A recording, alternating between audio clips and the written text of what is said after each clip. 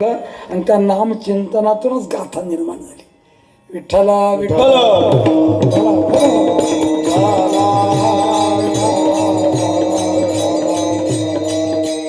याच्याकरता करावं लागतं.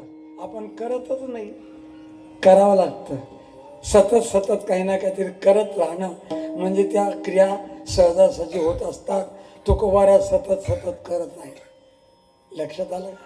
करत राहिले आणि डोंगरावर सकाळीसात जावं निघून तिथे भगवंताच्या नावाचा टाहो फोडावा, गळ्यात विणा घालावा, हातात चिपळ्या घ्याव्यात.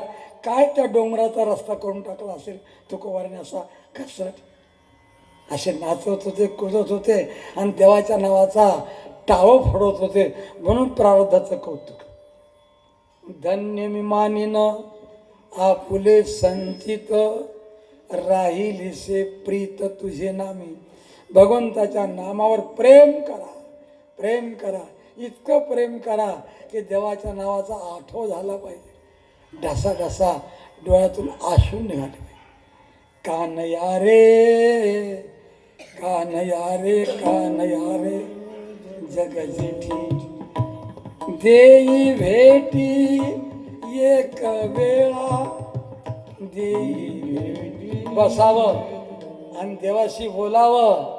देवाला म्हणावं, काय तुझे वेचे मज भेटी देता. असं खडकन बोलावं देवाला. काय तुझे वेचे मज भेटी देता, वचन बोलता एक दोन. का बोलत नाही तू माझ्याशी? एखादा शब्द का बोलत नाही? पण तितकी बँकेत ठेव पाहिजे.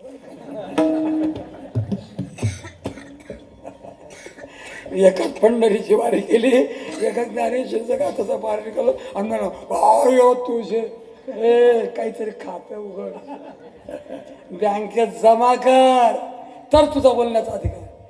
काय तुझे रूप, काय अभंग.